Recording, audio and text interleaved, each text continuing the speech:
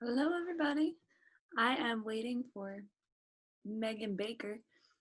I never know because right now it's totally backwards to me, but I think later when it goes on to YouTube, it's forwards. It's very confusing. But either way, Megan, I'm running very late, so I'm doing her sign right now, but got it done. Um, so I've never met Megan, so hopefully I'm saying it right. I don't know. There's always Megan. I don't want to offend. But anyway, I'm super stoked. It's just been a really good day. I got my Secret Santa gift. Like, are you seeing this? Handmade?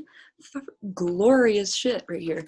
Um, oh, and look at, she used the saver, like the photo, the frame photo. Does that make sense? The thing that comes with the frame when you buy it. It's Starry Night, which just is like synchronicity, right? Van Gogh, my favorite. And her little note. So, Katie Nelson, if you ever watch this show, I love you. This is incredible. Um, Women supporting women, you know? I told Megan to take her time because she's just getting home from work, and we here are understanding and just want everyone to be comfortable and happy. So, we're just gonna hang out for a while. And also, um, Katie sent me these things, which are just so cool. They're little like makeup removers that she handmade. Hold on, she's got some details about it. It says makeup removers made with recycled cotton, and that's just like my jam. I'm into it. I am into this. Thank you again. My goodness. Um, ooh, while we're talking about how great my day was and we're waiting for Megan, I will show you what Grady sent me. Okay, for those of you who don't know, Women, Wine, and Song, I'm sure other people have made songs with the same title, but for me, Freeze, it's one of their songs. And it's just a classic. And so when I started this show, I was like, I have massive stage fright, even though there's no audience really. I'm just like meeting a person.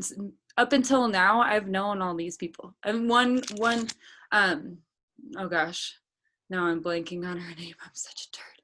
But anyway, I've had one guest who I didn't meet ahead of time. Um, this is my second. My goal was to interview 2 women in the month of January who I have never met. And I made a Facebook post about it last Thursday, I think, maybe Tuesday. And I got like 80 responses, 80 names tagged on Facebook. So I went through that day and messaged these 80 women, asking them to be on the show. I was looking for 2, but Megan is the first one that I don't know this month. So I'm super stoked. Anyway, back to my good mail day. I ordered well, honestly, I think I ordered one. Shout out to Grady. You're the man. I appreciate the shit out of you because I'm pretty sure I only paid for one of these. But like, how cool are these zipper pulls? They're well, take it out of the bag, Allyce. So if I can open this little thing, I mean, they're just the cutest things. They go on your hoodie, right? If I had a hoodie on, it would go right there, and it's a little zipper pull. And then look at how cool. Again, I don't know, backwards, not sure, but so cute and just so kind. The community never ceases to amaze me, really, and the generosity, kindness, thoughtfulness. So is your, um, you know, bad apple, if you will. But for the most part, like, just beautiful. Look at that. Love for fucking life. Pardon my French, but not really, because words are words. So anyway, super stoked. Oh yeah, here's the white one too. They're just so cute. And obviously I'm excited. So anyway, We're still waiting. I'm gonna stop the record, so sorry if there's any chunkiness to this bit. I don't know. I'm not a editor by any stretch of the imagination, but yeah. Actually, should I just stay on and smoke a doobie? I don't know. I always feel weird about that. I have a sober supervisor being my husband. My son's out there with the for those of you who don't know, I have a 10-month-old. There's some stigma about moms smoking weed for some reason, which is just, but anyway, take your antidepressants stuff. So yeah, I think I'm just gonna smoke a doob and wait for Megan while recording instead of having some awkward lag. What else can I tell you about the show? Okay, Women, Wine, and Song. So basically, between Umphrey's McGee being my favorite band, and the reason for,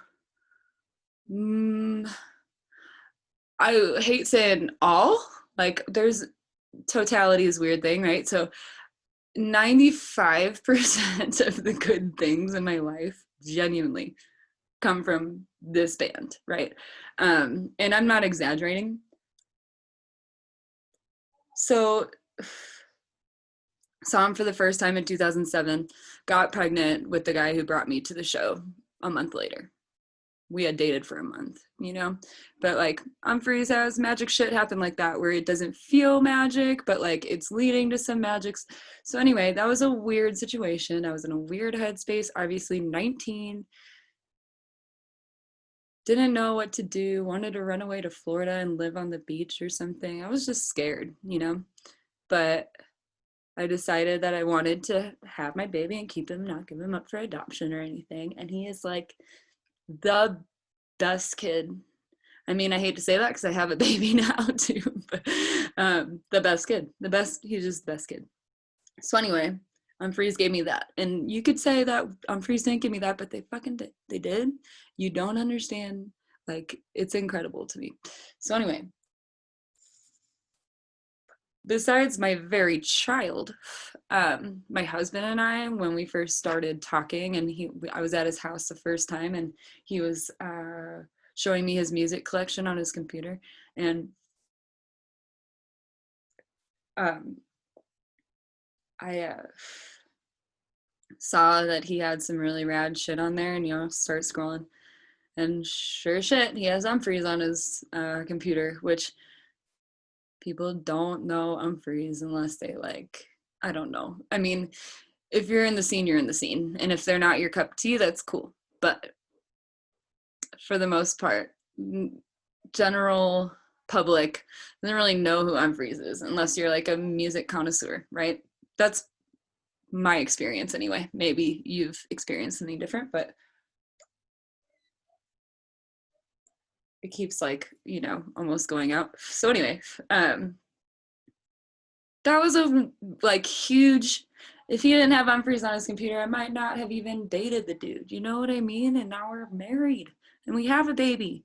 And guess what? My baby's middle name. Okay, back up a lot. In 2019, when I was, oh, Megan's here. I guess that's a story for another day. You'll have to watch all of the episodes.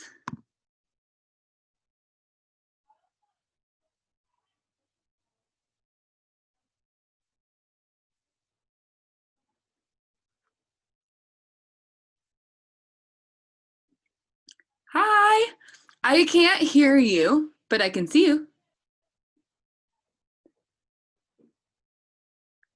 Still nothing. Ah, hold on, it'll come. Wait, hold on, it's not working yet. It said it was going to work and then it stopped working. Hold on. Oh, wait, are you there? Hold on, say something. No, I'm not hearing you. Oh, yes, me too.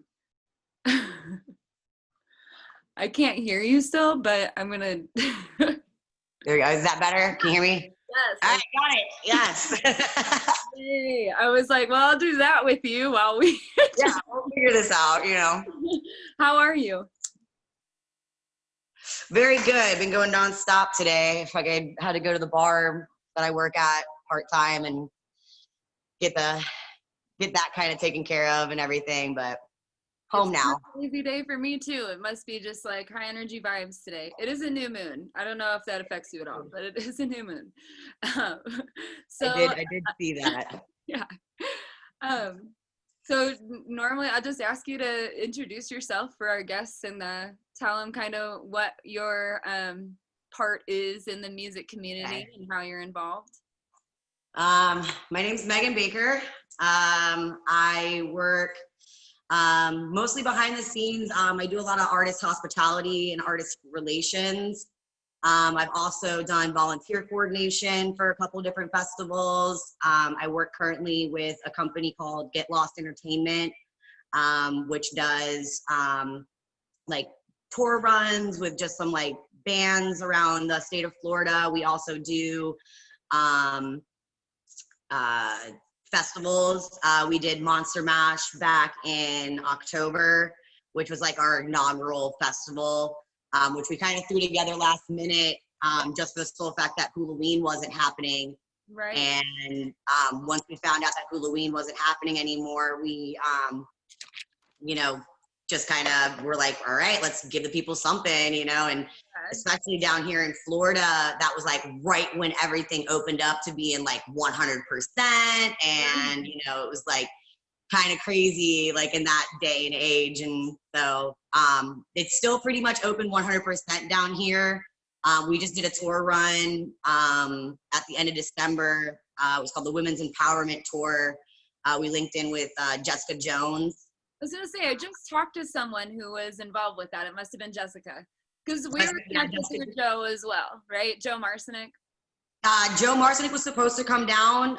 He ended up actually getting COVID the night before. He was supposed to join us in Boca.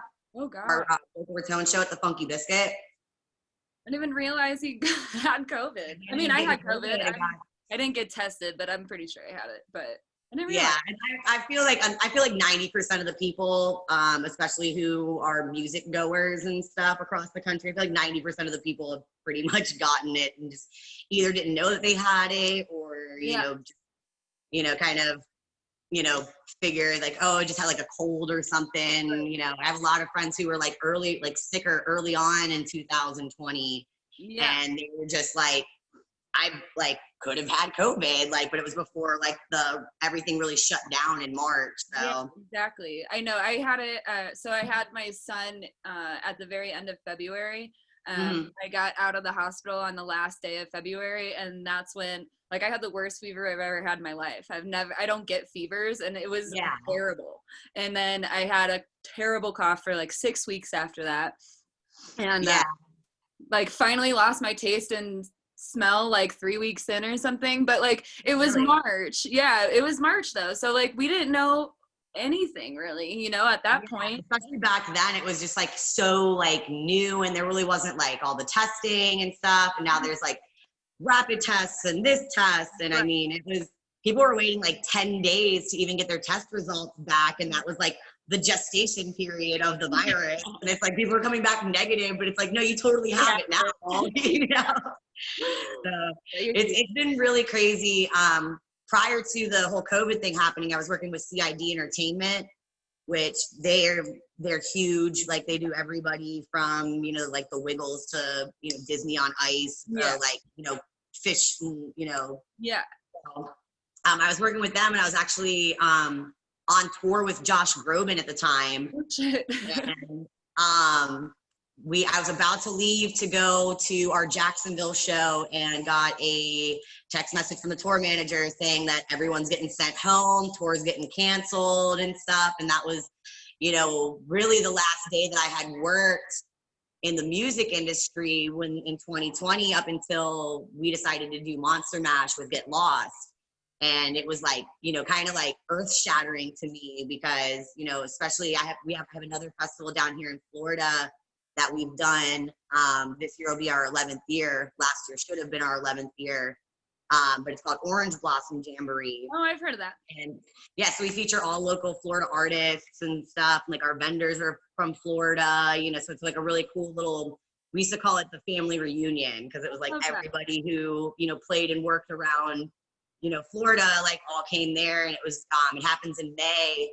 And, you know, we even had to cancel that. And it was like after we had done 10 years strong, you know, to all of a sudden like not have even that anymore. And, you know, we were waiting and waiting and waiting to see what they would say until we actually officially announced that we were, you know, had to postpone the festival and stuff. And, you know, it was just like so heartbreaking. And then when my boss, business partner, whatever you want to call him, I guess, best friend in the world, confidant, Tom Laws, he's the one who started Monster Mash. When he contacted me about coming on and helping them out and working with them, and I was like, yeah, absolutely, like 100%, like I will do everything, you know, like I have no problem with that. So, you know, I've been working with Get Lost a lot recently, just because like that's really like he's one of the main people doing a lot of like shows and tours and stuff. And we actually have a big festival that we're going to announce here soon, coming up in the first week of April. Which will be really fun. Huh? You'll have to come back on and talk about it. Yeah, absolutely. Yeah. We'll have to have like when we actually have us all together, I'll have to have like, you know, Tom like kind of introduce himself and everything. That would be rad. Sorry, I totally cut you off, but I'm like, ooh, that would be fun to talk about. Oh, hell yeah. Yeah, it's going to be really fun. You know, we're really excited about it. It's really exciting just to kind of like bring music festivals back to people because, you know, people really, really like, you know, miss that connection. They miss that, you know, homeliness. I love camp. I miss it so much. I've never been because summer camp's always the weekend right after OBJ. Mm-hmm. So it's like so hard for me because like we usually don't leave the property until like Tuesday or Wednesday after the event. And that would be like literally flying straight to, you know, summer camp and stuff. So that would be so hard. I've never been able to do it. I did have one of my production guys once do it, and he like literally they worked Purple Hatters, then they did OBJ the very next weekend, and then he flew up and went to summer camp, and I was like, dude, you have got to be exhausted. Oh my God, yeah, seriously. Summer camp is no joke either. It's just like it's not car camping, right? Like you have to haul your shit. Yeah, that's what my friends said. They were like, you're even just like waiting in line to get your ticket and you just have like all your like shit on you. And it's like, man, I don't know. I guess we're spoiled down here in Florida because of like Spirit of Swanee. I've never been there. I need to go so bad. Oh my gosh. That's what literally made me want to work in music festivals. My very, very first ever music festival there was called Jam Bando in the Park. And it was like back in, I want to say it was like 2010. And like, I was really good friends with Cope. I had known him since I was younger. And they brought me to that festival and I was like just graduating college and everything. And I was like doing a medical degree. And I was like, how do I make this be my like full-time like gig? Like I want to do this for the rest of my life. Like how do I make that happen? Yeah. And that's kind of how I met Russ Bowers, who I work with OBJ, and also like how I met all the people that I now work with and all the connections that I've made. And it was just that one festival. It just kind of like changed your whole life and everything. And it was like camp did the same thing for me. That's why I thought of it, because you mentioned the hometown throwdown, like the family reunion one, and I'm like, camp, and they were supposed to do their 20 year in 2020. Yeah. And so, that was pretty rough. I know, it's really heartbreaking and stuff, because I've seen a lot of like my friends and everything that, are just like not like they don't have jobs anymore. They're just like not even working anymore. And, like me, like, coming from like, the hospitality side of the music industry, going and getting a bartender job was exactly, it was easy. I did that back in my 20s, to help pay bills and shit. So it was like, I really didn't mind going back and doing that for, just the time being. But I've seen a lot of my friends that, couldn't quite, you know, go and do that. And they're having to do, you know, like construction style work and, you know, just finding like random odd jobs like here and there and stuff. And it's really heartbreaking that there's like literally been nothing, you know, said or done by the government to like really help the whole industry. Like, yeah, I mean, it completely just died. I mean, it was a very, very sad day for like a lot of us. And also the fact of, you know, the unemployment aspect of like the way the government's kind of taken this whole pandemic for, you know, the music people. It's, you know, really, really disheartening. It's like, it really sucks because, you know, I mean, I still, like, they told me, they're like, oh, you can't get it because you were a gig worker. And I was like, well, no, I was W-2 through the entertainment company that I worked for. So I paid taxes and these are all the contracts that I have. And they're like, okay, we'll send us your contracts. And I mean, my stuff's been literally sitting in pending worlds, I think, since April. Like, it says completed pending. And I've never heard a single thing like beyond it. And it's like, I can't even like make a new claim for it because there's already a claim. Right. And it's just waiting.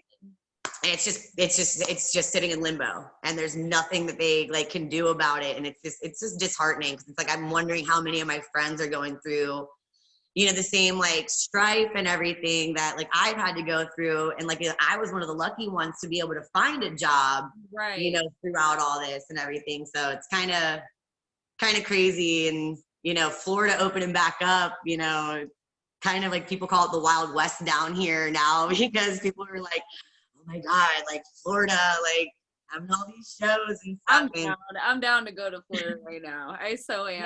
Yeah. I'm biased because I'm fairly certain I had it. So I'm like, yeah, I'm ready. You know, like my yeah. family has all been exposed. So I'm an asshole and I get that. But I also think that life is for living and that's where I mean, just I mean, like if people want to risk it, let them risk it. You know, it's like my body, my choice. yeah, right. Say like, that, well, what if you're spreading it to someone? Well, if you're at a concert, those people don't care if you're spreading it because they're there. Yeah, they're obviously there, and if they cared, then they're going to maintain their distance. They're going to wear their masks. They're going to. Even then, if you get germs there, you can still make a conscious decision to not be around other people once you leave the concert. You know what I mean? Like look, people in our industry have been dealing with the Wook flu for like, you know, like for generations. This is nothing new to us. You know, like. That's how I felt when I had a cough for 6 weeks. I'm like, what the fuck? Why do I have Wook flu all of a sudden? What the hell is this Wook flu I got? I didn't even go to a concert. Like. Seriously. Oh my gosh. The day I stopped screaming all the lyrics to every song was the day that my throat like didn't get sacrificed to Wook flu. I swear to God. It was like, yeah, well, mine's like, my voice is still like not 100%. I got it mostly back after tour. Cause I mean, it was 4 different cities in 5 nights. Oh my God. And we went from Jacksonville at 1904 to the Geek Easy, which is in Orlando. They do a Tuesday event every Tuesday and normally free. And they feature, you know, out of town artists as well as local artists. It's put on by my buddy Colin Getz. He's absolutely amazing. And then we went to Boca Raton for the Funky Biscuit. And then we rounded it all out. There's a keyboard player, saxophone player, Wanjamon here in Florida. And him and I came together and he was like, I want to do like a birthday party for Jessica Jones because her birthday's on the 31st of December. And I was like, let's do it. Like, let's go. Like, we're going to do it and stuff. And it was him, our friend Addison and I, and, you know, we made this thing happen. And like, you know, me and Vaughn are trying to figure out logistics, like while we're on the road and like, you know, it was frantic, you know, to say the least and stressful, but I mean, we managed to pull it off and, you know, everybody had a hell of a time. And it was like just a really great way to kind of like ring in the New Year's and stuff, like having like a little all day concert kind of thing, you know, giving people some kind of semblance of normalcy, you know, that we've all been missing throughout 2020. And also that companionship, like festivals like really do, like it brings about like a sense of community and a sense of like togetherness. And I think that's like one of the biggest things that's been like hard for me with 2020 is just not being able to see, you know, not only just like meeting new people, but also seeing the people like in your life that, you know, you had seen every single year that you you know, built these relationships with, you know, and just not being able to have that in your life, you know, just kind of felt like a void was there, you know, and it just. Absolutely. I mean, it's so true that it builds a community, especially like, so summer camp is my hometown festival, right? And like, because you have to work so hard to even get into the festival, you like totally build a tribe, like on Oh, accident, you absolutely. know what I mean? And it does take, you know, working with one another and helping each other out and like keeping each other on schedule and stuff, you know, and it's just Yeah. such a different vibe, and you can't replace that, you know what I mean? I think that's why we miss festivals. So like everyone I talk to is just like, I miss festivals, man. Like, Yeah. I mean, I miss concerts, like, and shows and stuff like that, but like there's just something different about, you know, being in the woods, you know, with, you know, 5,000 to 40,000 people that you do and don't know and stuff. There's just something about that, and just something about like the, like, just feeling that you get, like, you know, it's almost like an unworldly kind of feeling and yeah, stuff that like happens like the minute you step foot on those grounds, and you're just like, you know, taken to like a whole different like universe and stuff that like, just seems like it's not even part of like what this reality is. right. It's like, I feel like it's always like some kind of magic almost, you know, like Mhm. it's just totally different than You anything. really, you really need to make it down to Spirit of Swanee. I I mean, that. know. Okay, so that is also why I was thinking about it, because one of my best friends in the entire world, Chad, he is in Mr. Specific, a band in Denver, and he and I met at summer camp, but he had just gone to Hulaween, and he Ah, met my dear friends, the Steves, at Hulaween, and loved them, and they told him to yeah, come to summer camp, so he did. So in 2017, I met him for the first time, and like, he's my shit, you know, like I can't yeah, imagine not knowing him, and it's because he went to Hulaween, you know, so yeah. And I mean, Hulaween. I worked for Hulaween, 2016, 17, and 18, running the artist hospitality for the campground stage, which was like kind of like one of the smaller stages, like at the whole festival and stuff. But it was a lot of bands that I had worked with before Mhm. and everything. And it was just like, you know, Spirit of Swanee and Hulaween and even Wani. I mean, like some of my favorite like festivals, Bear Creek, which I miss so, so dearly. You know, those festivals, like I met so many people, you know, attending and also like working those events, that it's just like, you know, that park in itself has its own like magic, I swear. Yeah. And we used to always say that, like, because there's all like the back roads through the woods and stuff, and we used to say that they were like the Harry Potter staircases, because you would take like, Wow. oh man, you would be sober as a bird and take like a certain route, and you come back like 5 minutes later trying to take that same route, and it's just like not there anymore. It's just like the road just like vanished, you know. And like it happened like all the time at Spirit of Swanee, and you're just like, oh my god, like no, we just walked this way. And then like, you know, and it does, it just has its like own like little special magnetism and, you know, magic to it, and like the river being right there, and like the black water and stuff because of the minerals in the water. I mean, I'm it's just, getting goosebumps, man, like I need to go. oh man, Sounds I mean, it's, funny. I don't know if I would have ever started working in music festivals if that wasn't my like first place that I ever experienced. And I mean, that festival, I mean, there's probably 300, 400 people there. I mean, it was like tiny, tiny, tiny. So we had like the whole park to ourselves, and, you know, it was just such an intimate experience and stuff. And then like you can't beat the amphitheater. I mean, that amphitheater that they have there, like the way that the laser lights and the lights all like cut through the trees and the Yeah, Spanish moss. I mean, it's just absolutely like crazy to see that kind of stuff, you right. know? And it's just like you said, it's magical. It's just something that you Yeah. don't ever see, and it, you know, I don't know, being submersed, I feel like with like no buildings or anything around really helps too. You know what I mean? Like No, just yeah.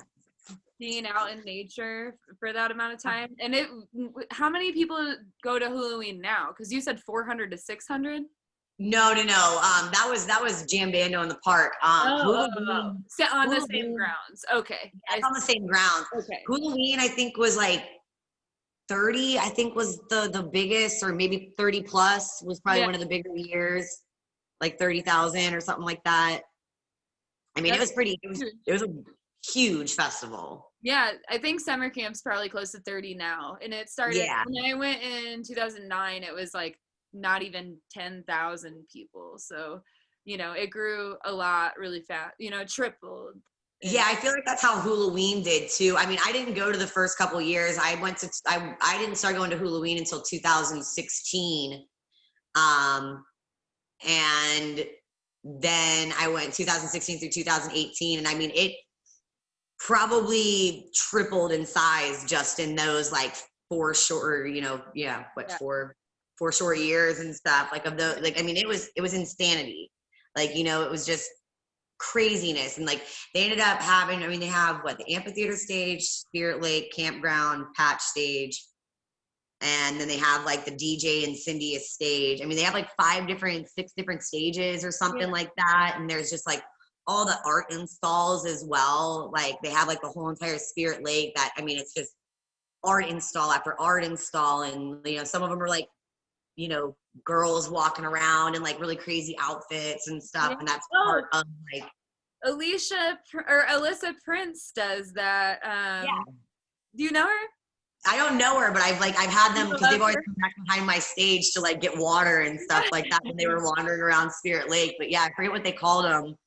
I can't remember either. I just love her so much. I love her so much. I met her. Yeah, they have like all the different, character, like all the different things. And like, I mean, they go through like crazy costume changes and like just elaborate makeup as well too. And I mean, it's just so crazy the amount of detail that they put into just like a walking art piece, basically. Absolutely. It's amazing. And it is down to that, like even the walk, like their characters are like full on. It is just one year they had the girls that were like from Silent Hill.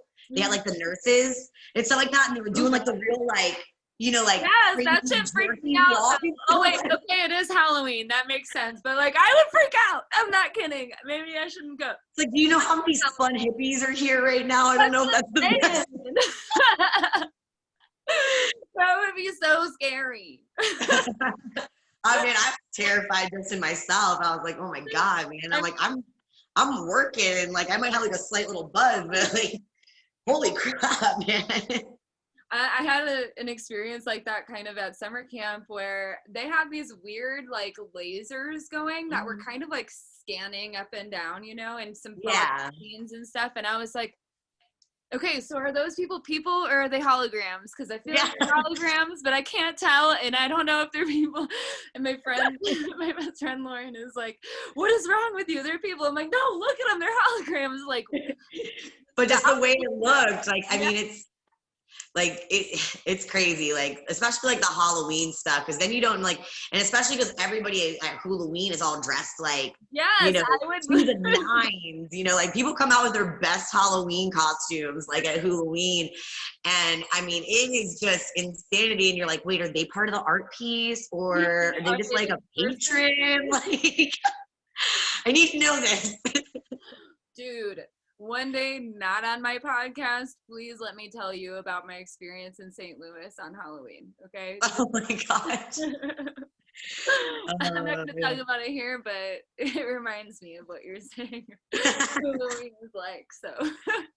Yeah, I mean, Hulaween was definitely one of my more favorite festivals that I've gotten the pleasure to be a part of.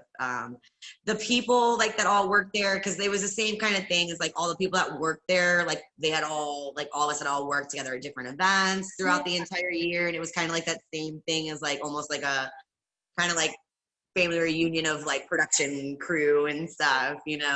That's so cool. Ugh, yeah, I volunteered at summer camp one year, and I was like, I loved it and I want to be involved, but I want to be paid if I'm gonna. yeah, exactly. And it's like, okay, like volunteering's cute now, but like, how do I get paid? Like, what do I need to do to get paid? I mean, I probably made it more work than I needed to because I really wanted to like make a good impression, but really you're just running around a festival talking to people. So I put too much on myself, Yeah, but I it was definitely so much that fun. I just cut you off again. I'm sorry. No, I was just agreeing with you. Yeah, working. I'm always like meeting people who work festivals, and I'm like, how do I do that? And I still haven't gotten there, but here's what I'm doing now is this. Yeah, just getting to know everybody. Honestly, I'm not gonna lie to you. People always ask me that question. They're like, "How did you get into working, festivals, or how did you get into working, or being a part of OBJ and stuff?" And um, the funniest thing is like I actually the guy who owns OBJ, the original creator, Russ Bowers. I met him out in Aura and shot him with Nerf darts. Of which I had wrote love bullets on every single one of them.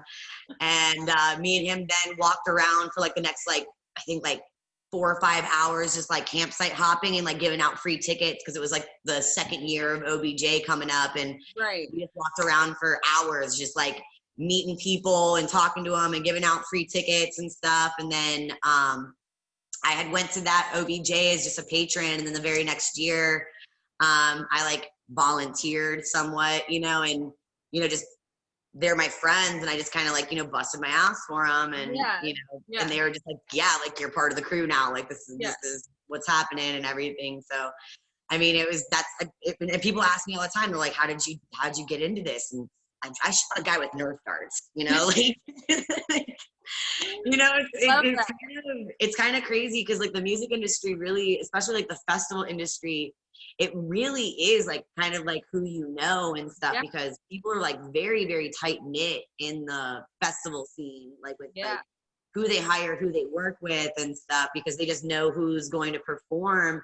And it is a very, very high pressure. I mean, it's way more high pressure than just doing like a normal show or anything like that, because there's just so many things that can possibly go wrong, and you have to be able to like think very quickly on the on the fly. And it's just not for everyone, I will say, because I've definitely seen people who've worked festivals and like gone like, nope, not for me anymore, like I'm done with this. And other people like really relish in it, and they really just take a shine to it, and that's their kind of thing.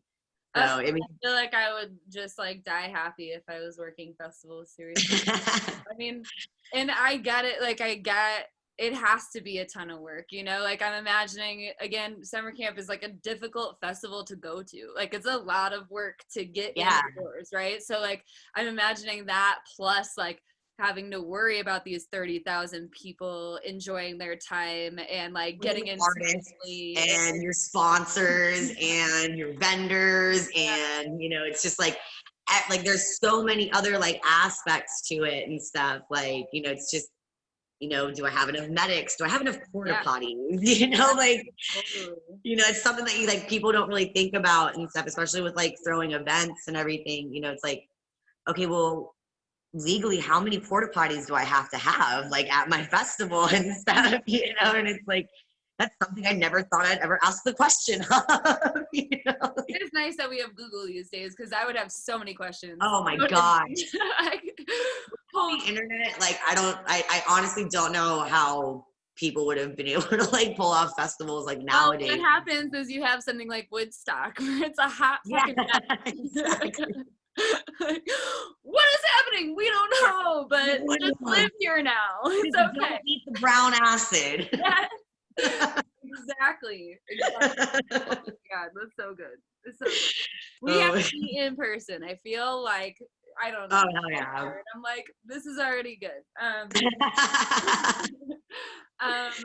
So the framework for the show it started out as like women telling their stories of their like triumphs, traumas, and evolution in the music community. Because like you said, you like started off volunteering. I did similarly, and I also worked as a cocktail server and a food server, and then a shuttle staff at a venue, and then all of a sudden I'm working for a talent agency, but then it's 2020, so I don't do anything.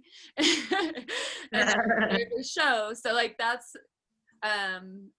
like evolution is, I mean, it happens really fast, and you sometimes don't even stop to think about like how you got where you are, you know what I mean?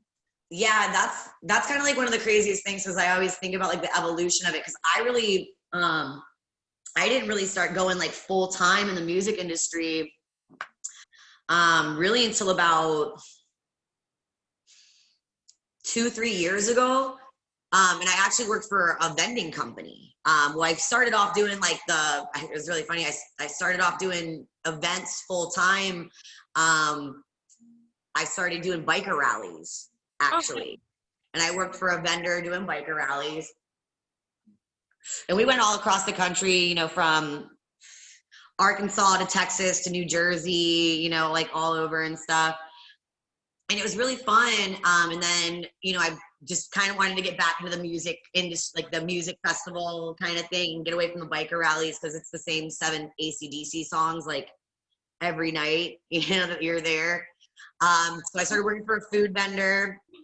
And I did that for about a year and a half-ish, which I absolutely loved working with them. Like, I still am very great friends with like the people that I had worked with.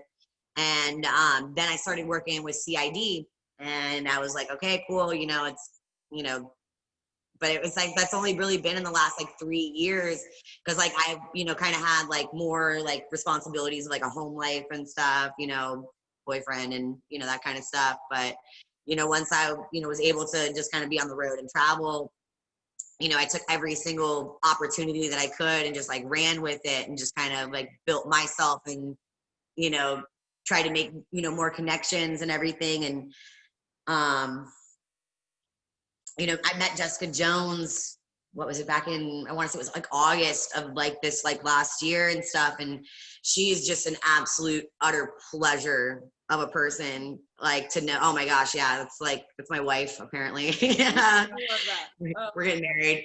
But no, she's amazing. And she actually introduced me to a lot of artists as well.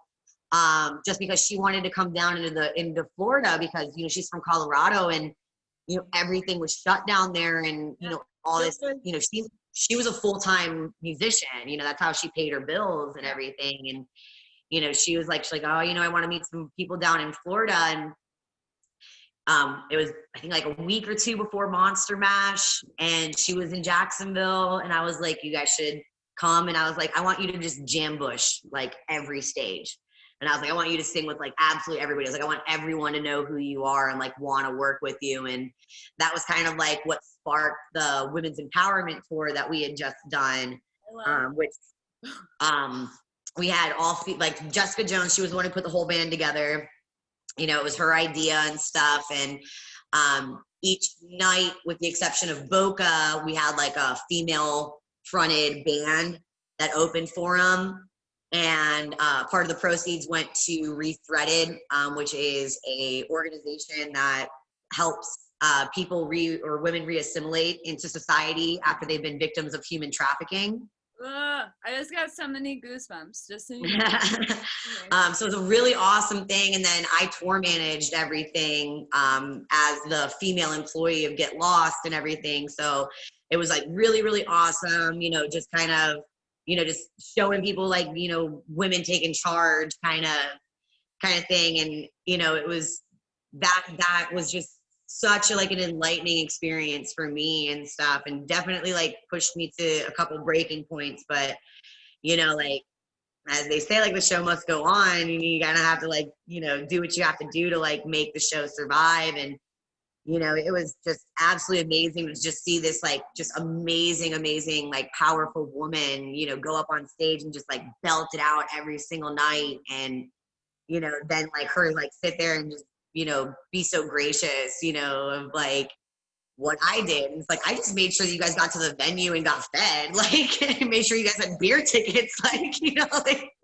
yeah. You're the one who just like blew everyone away. Like, I should be thanking you for everything that you do, you know. And it was just like such an uplifting tour for like, you know, everyone, and just a great way to just, you know, round out just a horrible year. Yeah. You know, it was like, I couldn't imagine a better way to like end 2020 than, you know, being able to be a part of that. Oh, that's so good. That's so Like, good. I love that. yeah. That makes me really look forward to talking to Jessica because I haven't met her yet. Oh, But she's amazing. Tell her wife says hi. I will. I absolutely. Well, we might have to just do a dual call. You know. Yeah. I don't know. That would be fun too. You know. Oh man, yeah, she's absolutely amazing. From like the day that I met her, it's just like I knew, like I was like, I'm gonna be friends with this girl for like forever. And I was like, I already know it. Just like everything about like her personality and the kind of person that she is and like her fucking heart and everything, man. It's just like that one person that you're just like, yeah, we're gonna be BFFs. Like Yes, I love that, and I know that feeling well. I mean, I feel like I'm not saying we're gonna be BFFs, but I'm like I feel good about this we're conversation. definitely gonna be good friends. Yeah, exactly. Uh, so okay, so the evolution is crazy, right? Do you have any which like I don't know how to word it without it being like bringing the conversation down because I feel like we're very like up here right now. Oh, bring it down, girl. We'll get serious. Do you like does any situation stand out to you that was like annoying or frustrating because you were treated away because you're a woman? Yes. Oh wow. I tell that to people a lot. Like especially being as like when you're a woman in like the hospitality aspect and like artist relation aspect, like in the music industry, um, people tend to think that you're there. And I hate to say this, but it is a very big stigmatism in this industry. People tend to think that you're there just to like meet artists and bang musicians. Like You're a groupie. yeah, you're like, I mean, I tell people what I do and they call me, they're like, oh, so you're a groupie. And I'm like, no. I hate And I'm like, no, I've busted my, my ass for 10 years to, get to where I'm at, today. And, yeah. I'd just be so demeaned that way, Yeah. and it really does suck. And there are a lot of guys in the music industry that definitely do like empower and like, help other girls, like help girls and stuff like that. And, kind of excel in the music industry and stuff. But definitely I will say that like if you're a woman in production versus a woman in the hospitality aspect of it, you definitely get treated a lot differently and everything. Because like a production girl, they're like, oh, she has a skill and she's here because she can do this and she can do that. And it's like, oh, you're just here because you want to bang this artist or something like that. And it's like, no, I'm here because I love music as much as the guy that you hired to do this same job as me. Are you telling him that he wants to bang all the artists because like fair's fair? Exactly. And it really sucks that there is that stigmatism. And I've known people that have come into my part of the industry and stuff and excelled a lot faster being a male than being a female. And it is the kind of shitty. I mean, like there's no other way to say it. I mean, it's shitty. It's shitty. And it's been like that. It's starting to get a little bit better, I will definitely say. But I will say that like when I definitely first started out, it was very much so. And also especially talking to an older generation. Like if you're talking to people who are, within their like 50s plus, and I try to explain to them like what I do for work, like instantly their mind jumps to like, you're a groupie. Like you shouldn't be out on the road like touring with bands or something like that. Like that's an odd thing for a female to do. Right. And it just, that kind of sucks. But it's definitely, I've seen a lot of steps towards it getting a little bit more equal, a little bit more fair and stuff. People don't quite treat women as poorly as they did, and especially like, I mean, it just kind of stinks because like you do kind of have to prove yourself. You have to kind of like prove your self-worth, to, kind of like not be seen in that light. But also, I mean, it's also, you need to prove yourself to like show that you can actually do the job and everything. But it's just it is kind of like different and weird, coming as like a female standpoint of it. Yeah, like watching dudes do a mediocre job seems to be different than like. Yeah, because you like really have to like bust your ass, like you really do. And it's like a guy could just like half-ass something and they're like, oh cool, like he's doing his job. And it's like is she like doing everything that she's supposed to be doing? Yeah. And you know, you definitely have like a microscope on you, like within the first like couple of years of like you first starting out in this like industry and stuff. Yeah, and that like goes, I feel like, across the board. Like it's not isolated to the music industry, you know? Like I bartended he'll never watch this, so it doesn't matter, but my husband's cousin, and we bartended together, and so I would come in the days after he worked and have to clean up his entire like just got drunk on the job and just left it around. And I'm like, this is fucking bullshit. So then I'm working the hardest day of the week, Sunday, because it's a church crowd. Yeah. Hardest day of the week, highest sales. I'm bartending and waiting tables all around the bar and cleaning up after his ass all day and like restocking and stuff, you know what I mean? And like he got Saturday, so he got the bar crowd that was like tipping really well. Yeah, and you get like the geriatrics. Clean up. Yeah. You get the geriatrics that are like, can I have a water with lemon and can you bring me some sugar? Yes, exactly. We'll make my own lemonade. That's exactly it though. Like you're so spot on, it's disgusting. Like I could not believe it, right? But that is life, I feel like, as just a woman. As a woman, I mean, like in any industry and stuff, I mean, especially like, I mean, just women in like in powerful positions even, or, you know, positions where like you have like any kind of authority. It's almost like, you know, definitely like your authority does get second guessed, you know, just because of the fact that like you're a chick, like, you know, and it's kind of crazy and it's kind of like, you know, disheartening, but you know, it's the way of the world. And so people like, you know, start to do things differently. You know, we just keep being the badass bitches that we are and just keep on, you know, running shit and, you know. I made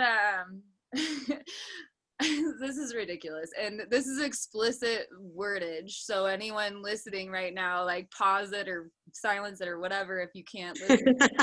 But like I started a Spotify playlist and I told my husband, I was like, because we have the like dual one or whatever. So yeah, I'm gonna start one that's like all women, and instead of I'm gonna call it Powerful Pussy, because men always use the word pussy to like insult someone like they're a wimp. Yeah. Like fucking vaginas. Take that word back. I mean, like powerful ass shit down there. Powerful thing down there. And so it's like I'm making a playlist called Powerful Pussy, and then that thing's brought men to their knees. So I was like, never mind, forget it.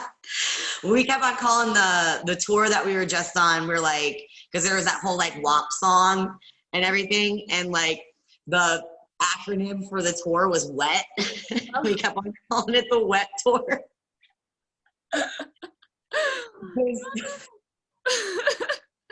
It's so good though. I mean, it's perfect because it's like, you know, females and, you know, just kind of makes sense. Yes, exactly. It's like, I don't even think we like realized it like until like a friend of ours like pointed it out, and I was like, oh my God, like we're totally using that now. Like, run with that. That's so funny. Oh my gosh. So yeah, women, yikes, right? Like yeah, for real. But it does really seem like women are trying to like that event. Exactly. Yeah. Example, you know, like women are really trying to like, I don't know, reverse break the stigmas against us, I guess. Yeah. You know what I mean? Yeah. Like prove that it's all bullshit and they can suck it. Yeah, they can suck it. But yeah, I mean, honestly, like I know a lot of very like amazing, powerful women. I mean, and not just like in the music industry, but just like in life in general and stuff that, you know, like I really wouldn't be where I'm at today, like had it not been for them, you know, like being in my corner and encouraging me to, you know, really like drive and push myself. And, you know, I had one friend, I was at her bar one night prior to Monster Mash and just like completely stressed out, you know, and she was bartending and she comes up and she's like, you know, she's like, I know you're stressed out. And she was like, but you look so happy being this stressed out right now. And she was like, you love this. And she's like, I know you feel bad about it right now. And she was like, but you know, like, she's like, I know you got this. And she's like, you know, you got this. And she's like, just like, I mean, just in your corner, like 100% of the time. And I mean, you know, she very much so like encouraged the shit out of me to, like, you know, just like kind of like take it by the horns and, you know, run with it and stuff. And, you know, that's the kind of like community that we kind of have down here where I live in St. Pete. Like we have, like, we call them the home queens.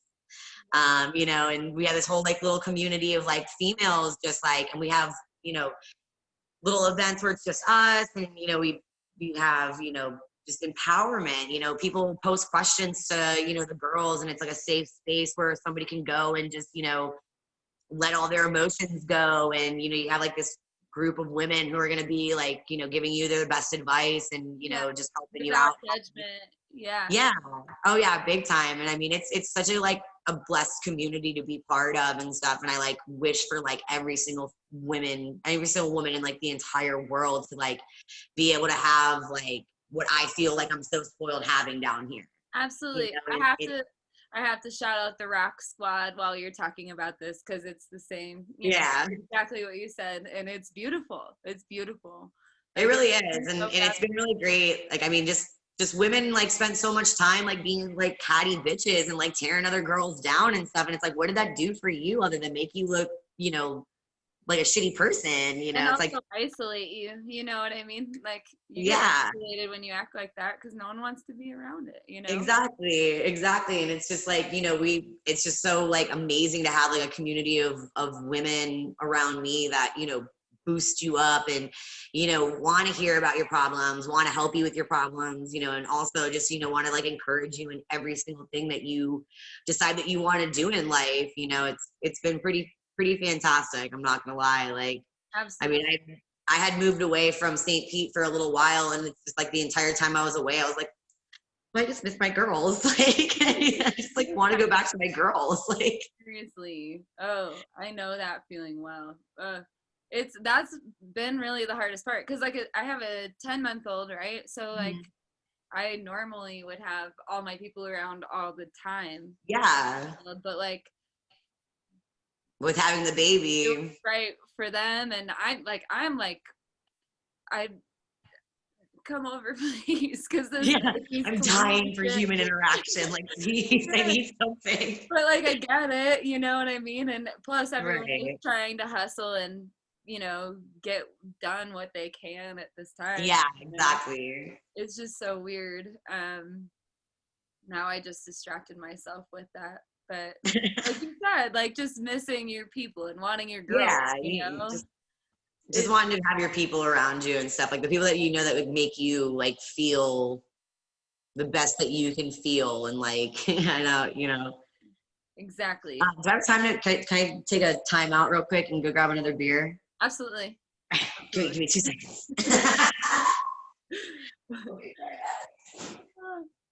Yes, I stack up with 2 for my episode. I ran out. Like, I really should have grown. Well, like halfway through that beer, I was looking at it and I was like, man, I can either just like gingerly nurse this beer for the rest of this, or I'm gonna need to take a break and go grab a beer. Grab a beer.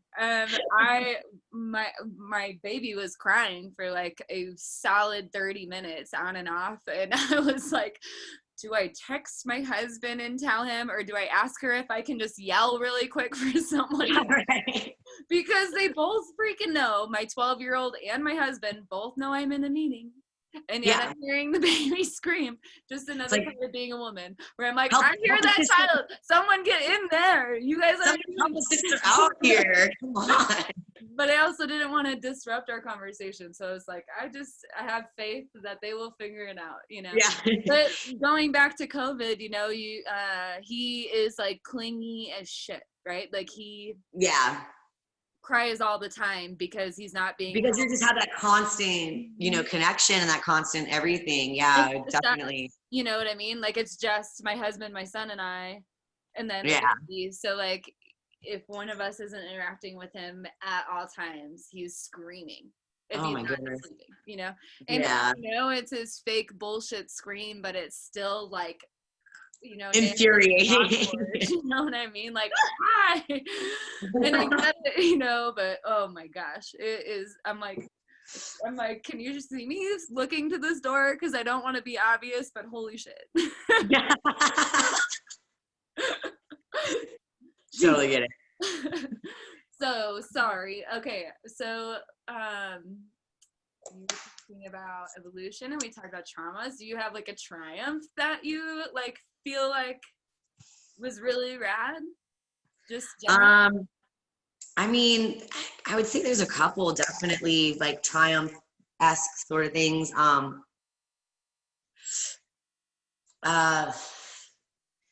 I would definitely say like with OBJ, like making it to 10 years and especially being like an all Florida festival, like all of our bands come from Florida and everything like that. And being able to keep people engaged and being able to keep everything like fresh and new and stuff, and also like keep the crowd favorites, like everybody always like loves going and seeing this band or that band that we always have there every year.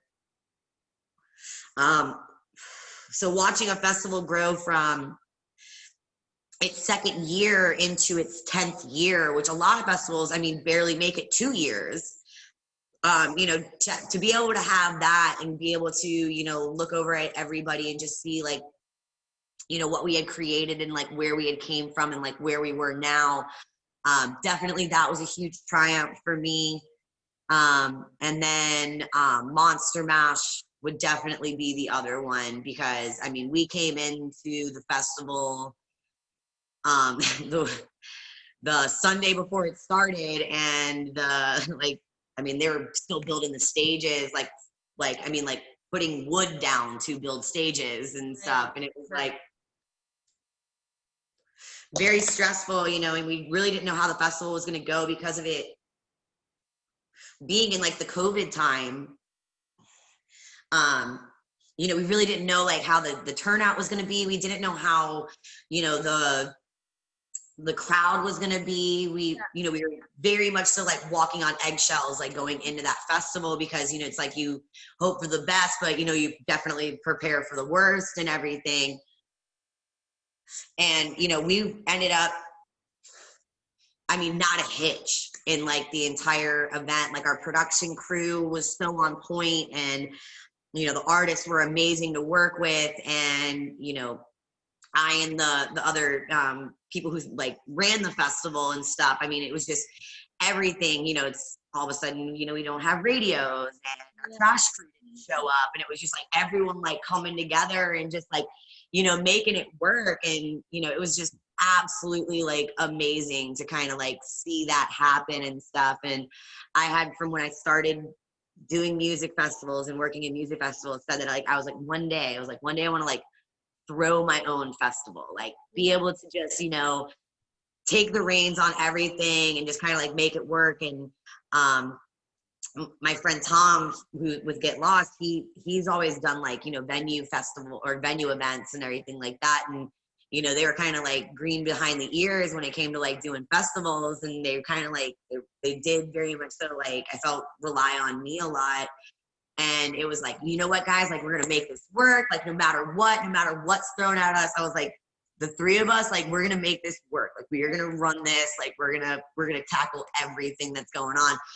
And, I swear, I feel like we got thrown every single damn curveball under the fucking sun. And we like fucking made it work somehow. And actually had like a successful event, and then successful enough to the point where we didn't hate each other. We're definitely going to do another one next year. Right. Good. Yeah. I mean, this is the most stressful time, I think, to do anything. You know what I mean? Like, it's just a lot. Throwing a successful festival is hard on itself, especially being a first year festival. Yeah. Throwing a successful festival when you're a first year festival in COVID was like fucking insanity. I mean, it was absolute insanity. I mean, it like, cause you're like, well, should we be wearing a mask? Should we not be wearing a mask? Do we have enough hand sanitizer? Like, it's like these crazy ass fucking things that you're thinking of, like, trying to, figure it all out. And in Florida, I mean, the rules just kept on changing and changing, especially like during that time and stuff. And it was like right when everything like opened back up, like the bars had opened and everything like went to like 75%, and they closed the bars back down, and they opened the bars back up, and yeah, they kind of did that here, but we've been like mostly locked down this whole time. There were like small events able to happen with like socially distanced and you're at tables, but like nothing with mingling, nothing, you know, I don't know. yeah. Very. That's how our Boca Raton show was, because South Florida is a little bit more of a hot spot than the other two areas that we went to. In Boca Raton, I mean, each of the shows that we did on the Women's Empowerment Tour was all like limited capacity. You have to wear a mask, you know, please practice social distancing. But Boca was the only one that we actually did, like, you reserved a table, Yeah. you know, and it could sit up to 4 people. Everything. That's the only stuff you can go to right now in Wow. Fort Collins. In Denver, they're definitely looser for sure. Yeah. I just am not gonna go down there. I just feel weird about going to Denver. If I lived in Denver, I would definitely bop around for sure. But because I don't live, I just feel weird transporting shit back and forth, right? When it's like safer at home, don't leave your county. I'm like, well, I go skiing. Does that count? Because like we camp, we don't stay in hotels, but it's like that's my outdoor activity, and what I want to do, you know, my whole family goes and does it together. If we can't do that, trust me, things will not go smoothly in this house. You know? It's not a good thing for our family, you know what I mean? And it's like, what do you do? In Florida, I feel like when they first like opened the beaches back up, it was like everybody made it out to like way worse than it actually was. I would definitely like a meme after meme after meme of look at Florida, and it's like, who gives a shit? Let Florida do what they want. I live in St. Pete, and like St. Pete Beach, Clearwater Beach, Anna Maria Island, like these 3 beaches, which are all like 45-minute drives away from me. Like I live like by some of the nation's best beaches, you know, like within driving distance. And like when the whole thing happened, I mean, like, yes, there was an influx of people, like absolutely. Like people were so fucking stir crazy that like they just wanted to get out of their dang house. It's the summer in Florida. Like, of course they want to go to the beach. That's where everybody like that actually wasn't that bad. Like for somebody who's like, I grew up in, you know, Tampa and St. Pete. I've seen that since I was a little kid. And like, I've seen when the snowbirds come, you know, and or like the beaches are packed to like capacity and stuff. Spring break, yo.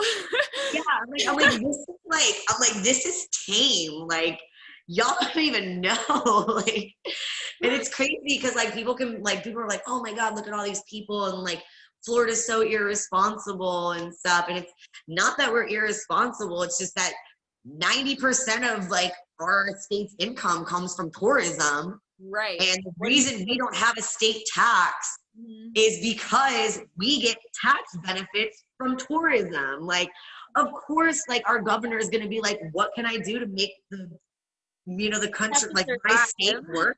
He's like, what can I do? Like, you know, I have to open up. I mean, we had to do it. I mean, it sucks, but like, you know, you have to do what you have to do sometimes to like make a living and stuff. Like the restaurant that I bartend out part-time, I mean, we're like on the water.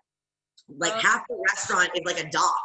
Yeah. And it's like in the water. Yeah. You know, so like we rely heavily on people going out and boating and going to the beach and coming to our bar, you know, while like when they're coming off the beach, they're like, oh, we're kind of hungry. Yeah, come here. Like we're right there off the beach.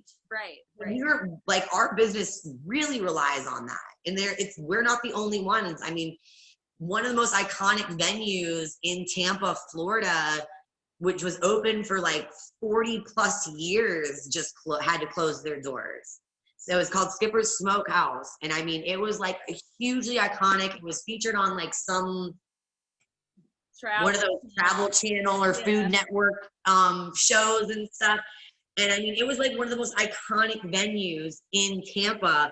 And like, they didn't even survive COVID because they were, you know, more of a venue than a restaurant or a bar and everything. And, you know, for them not to be able to have concerts or even just having limited capacity concerts, which they were restricting us to at the beginning of the year.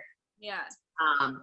You know, that definitely, like, you know, there's a lot of venues that didn't survive. And I mean, I heard from my friend from Jessica that there's like a couple really iconic venues in Denver that ended up closing, like one of like the original jazz clubs or something like that, like just closed. And I was like, you know, and everybody looks down on Florida for us, you know, opening venues and opening bars, but like, it's a livelihood. This is the latter, man. Like, people are not gonna be able to afford their rent pretty soon. And those motherfuckers should just give you guys your money. If, you know, they want you to stay closed, then they should at least start with a stimulus. Or, you know what I mean? That PPE or whatever it was loan, in Florida, like they couldn't give it to a bunch of the music venues so that they could stay closed and pay their rent. But out of the 12,000 churches that applied for it, 9,000 of them got the PPE loan, which makes me very angry because churches don't pay taxes. They don't pay any property taxes. They have zero overhead. Right. Like, these music venues, they still have to pay their water, their electric, their mortgage, their property taxes, their employees. You know, like, they pay a lot of money to have these things. And you're just going to give all the money that was doled out and through this CARE Act to, you know, not the people that really need it, like these venues that really, really need it, you know. And it's more and more and more, it's like you see a lot of these music venues that are like on the brink of, you know, extinction. Absolutely. You know, and it's so sad. It's so disheartening because, like, I mean, I was a kid when I first started going to Skipper's Smokehouse. Right. Like, I would watch Uncle John's band there, and like my parents would take us, you know, and like, I mean, I had been going there since I was like probably like 6 years old. Or something like that. And I'm about to turn 33. And this thing, wait, when's your birthday? February 24th. Oh, you're 2 days from my son. But I turned 33 in May. Oh, nice. May what? The 13th. That's right before the 13th. That's right before OBJ starts, actually. So I might have to get you down in for May for OBJ and have a little birthday festival for you. Oh, hold on. We have to continue that. Seriously, I got a photographer. I got some bands. They got to be from Florida. We can't have any bands. They're not from Florida. For OBJ, that's the only one. Oh, that's fair. That's fair. Yeah. And I'll just go and have fun then. But we won't say no to any out-of-town crashers. Oh, there will be at least 2 or 3. Renegade stages are their own things. Ooh, I like that. They have that at summer camp. There's always like random dudes setting up tents in the woods, you know? Yeah, I mean, there's like our buddies always set up their like big campsite, like their little home team campsite, and like people go there like after the stages are all closed down. They'll like go over there and, you know, have like huge jams and stuff, and it's just super fun. Rad. I love that. I live for the collaboration. Oh yeah. Like I don't know why I love it so much. And the beauty of it being in May, like I won't come the week of my birthday because it's still a school year, and I'm nannying and they would not dig me going to Florida. Let's take it to Florida, bye guys. I will for sure go Memorial Day weekend or some shit and have a ton of fun in Florida. Well, actually, it would be the weekend right before. I think it's like the weekend right before Memorial Day. That still will work, I bet. Yeah, we can get you out for like a Friday, Saturday, Sunday dealio. Yeah, something. Exactly. Even then, I only work Tuesdays and Thursdays, so it's really not a big deal.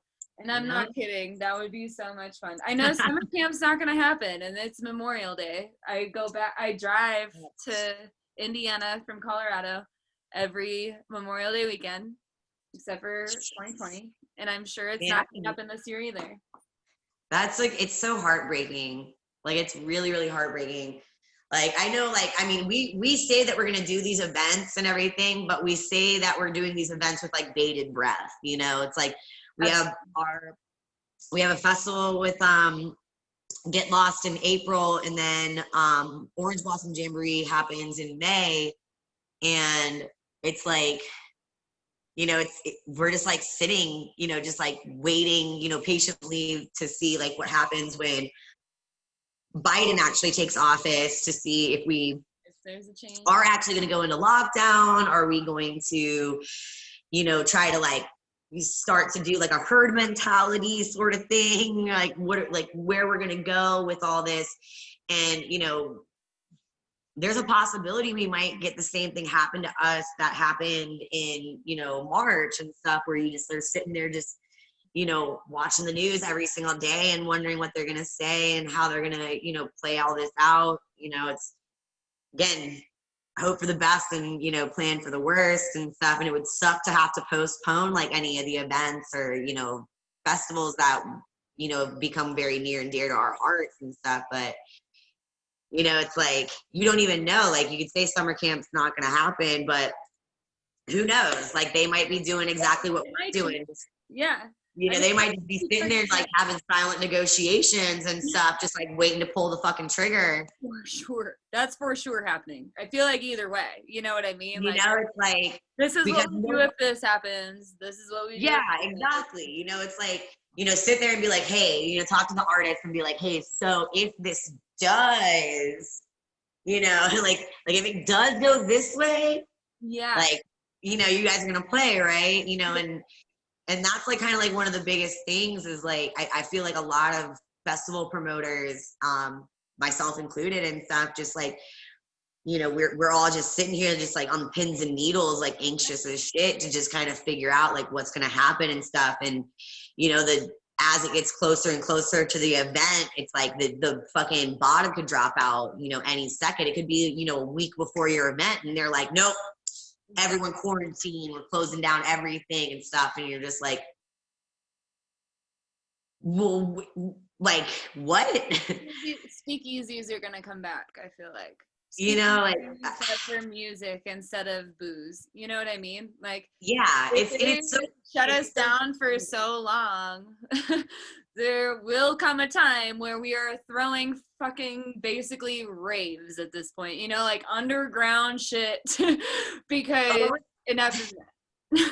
What was that thing online? Like some like kid in like some high school got like who got in trouble for like throwing raves in like England. Yes, I love that. Like straight up throwing like raves in school bathroom. His parents knew and supported him, and that is awesome. Yes. And this is incredible. His mom thinks it's funny. She's like, of course he threw a rave in the bathroom. No, do you know how famous that dude's gonna get if he actually isn't half decent DJ though? Like he's I'd hire him. Yo, who is your freaking PR agent, bro? Like, do you need a guy? Yeah. What up? So cool. So cool. I mean, kids are cool these. Okay. For the 7 people that will watch this, you get to know my idea, but my kid plays a lot of Minecraft, right? And I guess there's a way to like virtually host concerts on there. Oh yeah, who was it that did that? Some band. He said some pop person, you know, like some very famous. He said he's really famous and he's got a commercial or some shit. Like he's got a song on a commercial. I think it's Marshmallow. No. No. Is it Marshmallow? No. But it is. But I know like it's some like EDM dude. Mm-hmm. It is some EDM DJ. Yeah. And he friggin' threw a damn festival. Yeah. Like on Minecraft or so like. I'm asking my child to build me a stage with his friends so I can host a virtual festival. Yes. Like, and just get all, like, make avatars, like already set up the accounts for each of the bands. Yeah. And make their own, like, little avatars, and all they have to do is come on.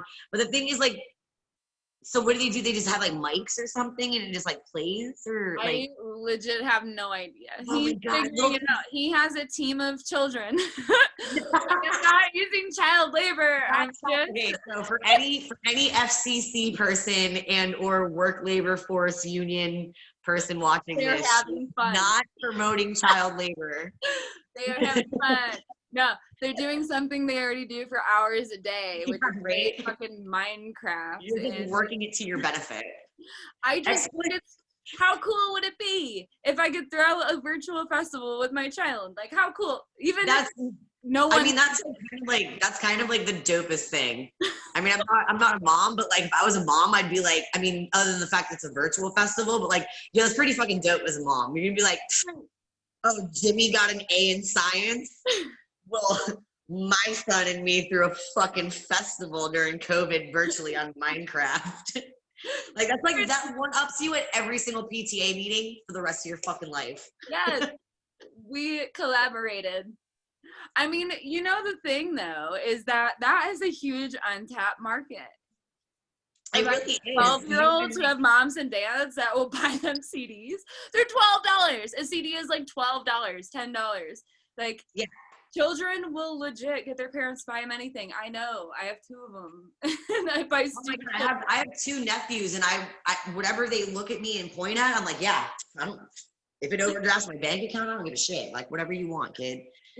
Like, love my nephews to death. They're everything to me. And I love those 2 little dudes. But yeah, like, I know what you mean with kids. They're like, Megan, they're like, Auntie Megan, I want that. And I'm like, yeah, absolutely, dude. Sure. Here you go. Yep. Whatever you want. Don't care how much it costs. So the virtual thing, I'll let you know how it pans out. I'm not a big fan of it myself, but I think it's cool, especially if you're like, I'm not managing any bands right now because I got hired right before COVID, but that would be my job. I think this is a huge market that is literally untapped, you know? I honestly think it would be really dope, and it would also be really cool to like introduce kids to like bands that they might not necessarily know too, like, you know, especially like in the jam scene and stuff. Yeah. Because a lot of like I have seen like a lot of commercials and stuff like that, like start to play like jam band music, and I'm like, and I start to get like very like perplexed, and I'm like, did they just play like the first one was Run the Jewels.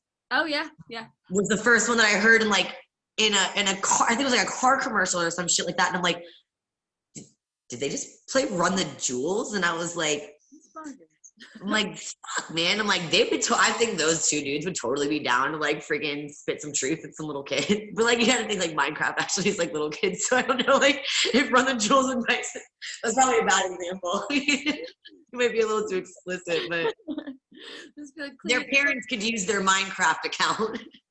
Well, and that's the thing, is that we assume it's all children, but it's not all children.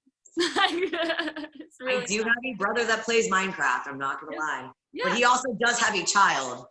Right. And that's I don't know if it's a lot of those. There's a lot of those. And I'll go 50-50 on it. I do find that folks who like jam bands seem to be nerds in one way or another. Big time. Oh, super big time. Yeah, that's a great market for us to hit up. Super big time. Oh my God. Musicians, people who like music and like people who are like really into music, super big nerds. Nerds. Like, nerds. So bad. Nerds for days. Oh yeah. I used to tell my buddies, like whenever they'd start talking about like sound equipment or like music equipment and like different like brands and stuff like that. And I was like, okay, so just to let you know, if you guys replaced every word that was like an actual like equipment name with like dragon and gnome and like real D&D nerd shit, and I was like, you guys don't sound any fucking different. Like your conversations don't be the same. My husband's a nerd. He's a snowboard and a mountain bike nerd, but he's a nerd. You know, the same way, like talking about the same thing. Like if you nerd out about anything, if you're like passionate about something, like you're a nerd. You're a nerd. Hands down. You're a nerd. Like absolutely. I was gonna show you my nerdy ass. Like I am not an artist, but sometimes I feel moved to like do stuff that way, you know. And so here's my take on a festival. Aww. Right. Aerial view. Yeah. And I fucking love it. It's awesome. That it was an aerial view, you know. I love it. I think it's awesome. I mean, it's pretty much what it looks like if you were to see it from like up there. It's like madness. Just his. Mm-hmm. Oh my gosh. Yeah. I will hit you up when Hulaween starts again. I mean, I'm gonna hit you up before that, but like Oh yeah, for sure. for sure when I go to Hulaween, whenever that happens. Well, we're gonna have Monster Mash. Well, I mean, fingers crossed, hoping Right. whatever happens. We're gonna do Monster Mash is gonna be the weekend before Halloween. I forget what the dates are. I literally almost want to look. I'm right so now. bad with dates. Hang on. Hang on. My recycling.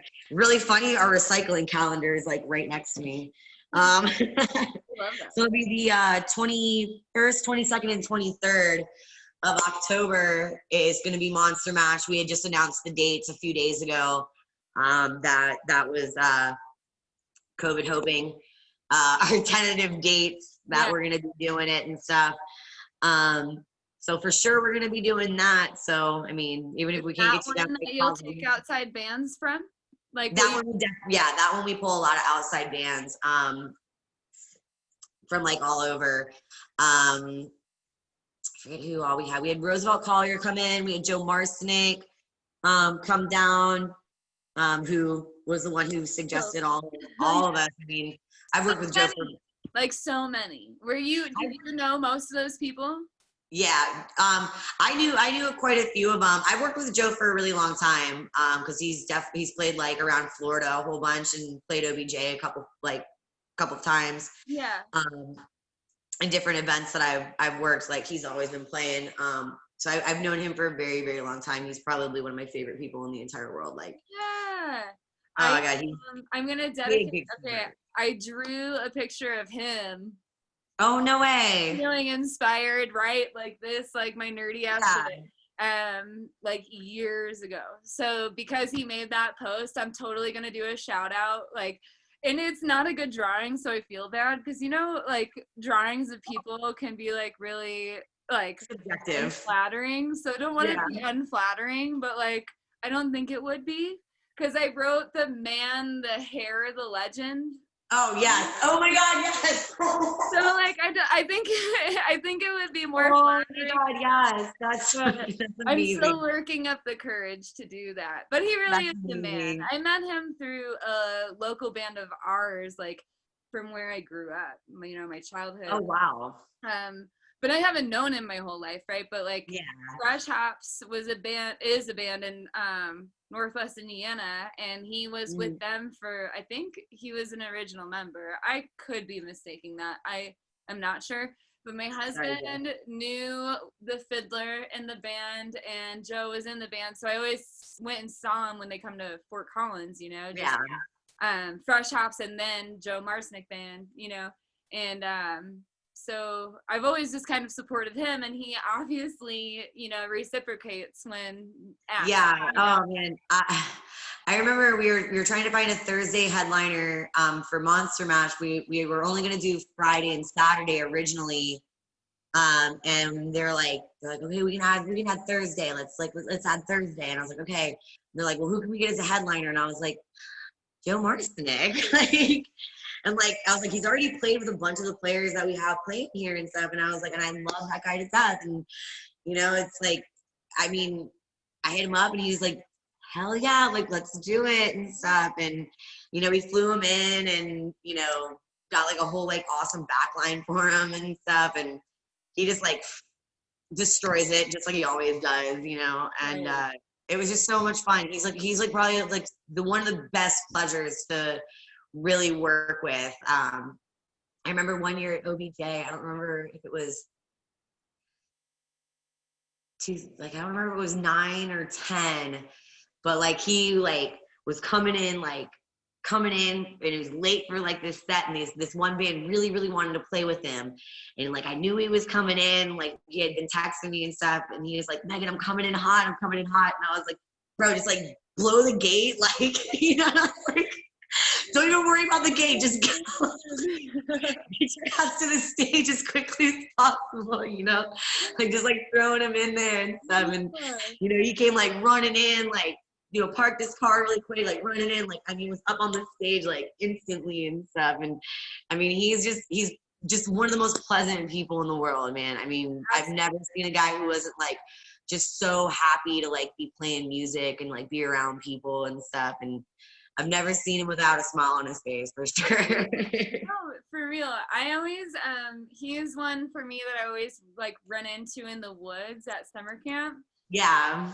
Shit, dude, hi, but like we're going opposite ways, you know, like, wow. And he always wears that shirt that's like, basically be the good, but I think it says be a good Oh yeah. be a good person. Yeah, I think it says be a good person, or yeah. Right? Yeah, be a good person. Yeah, and the last time I saw him was running through like VIP at summer camp. Hi, blah. And like, I wish I had more time to talk to the guy, you know? That might be a good one too, because I'm trying to find a way to like integrate men, because I don't want to be, I don't want to, how do you word that? I don't want to uninclude someone. I don't want to leave someone out. It would be exclude. Oh yeah, that's the word. Not inclusive. Yeah, I don't want to be non-inclusive. Yeah, whatever. What is? I can't even think of words right now. But anyway, I want to involve men because I don't hate men, and I don't want people to get the vibe that I hate men. I have 2 sons, so like they're an important part of everything, right? So hopefully we can figure out a way that I can integrate men into my conversation without being a sellout. I don't want to be a sellout. I don't want to be like, this is a women's show, but I got this popular dude that's going to be on. So. All right, speaking of not selling out, I'm going to do this, and solely and purely because you're recording this, and I know I can send this, and he's going to see this afterwards. To Tom Laws, carve your path. We don't sell out, but carve your path. Carve your path. So we had a sponsor for Monster Mash, and it was Carve Vodka, and they sent us cases of vodka, and of course, as responsible adults, we had to try them to make sure the vodka was good. Yeah, test sample. Pairs very well with Blue Powerade. Most things do. Most liquors do, I've found, but this particular brand of vodka paired very well with Blue Powerade, and we drank it, a lot of it, and Carve Your Path became like, synonymous with Monster Mash. Anybody who was at Monster Mash like knows Carve Your Path, or like anybody who's like actually been around Tom, Clint, and I. Like actually just knows Carve Your Path, and it's absolutely hilarious. Write it down right now. I'm gonna write it down because I can't forget that. Carve Your Path. It's a vodka company. They're based out of Florida. They're like really dope. Their vodka was it did the trick. I will say that. 10 out of 10 would recommend again. Yeah, I'm into it. I'm into anyone who supports live music of any kind. Yeah. Oh man, and they're a pleasure to work with too. They're like the super cool guys. But I had to do a sellout real quick for Tom, just because we don't sell out or anything. Hey, that made me feel so much better. We don't sell out. We carve your path. Carve your path. Carve your path. Don't sell out. Don't sell out. Carve your path. I'm into it because I'm like really I knew I always wanted to do like men on the show too, and I was like, well, I'm a woman, so it's fine because there will always be a woman involved. Just because it's women, wine, and song and everything like that, like they can share their stories. Like guys aren't any more demeaned in the music industry as women are. They are like certain aspects and stuff, but like male artists are still very much so like sexualized, and they have their own like stripes and their own insecurities, and that's a good idea. So like you can approach it like more like in a different aspect and stuff, but like they still like the questions that you ask me, it's like I definitely can see like 90% of my guy friends having like similar stories that they could tell for days and days and days for like what they went through. Absolutely. With like all this and everything too. So yeah, and like I would imagine maybe men experience women differently, right, than women do, especially like straight cis women, like They they've met some like bitches like on the road, like straight out. And a lot of the time there are those few that are just trying to hook up with a band member, and then you're fucking with someone's head, and like I can totally see that being a thing too. I mean, not even just fucking with their head, like fucking with their home life and stuff. Like, what if Right. they have, a girlfriend or fiance or, wife at home and children at home? Like, you're like, not only are you, fucking with their head, but like you're fucking with like their life and you're fucking with other people's lives too, Absolutely. So yeah, and guys can probably have stories about that shit. So I mean, as long as you approach it like in a, I don't know, like in a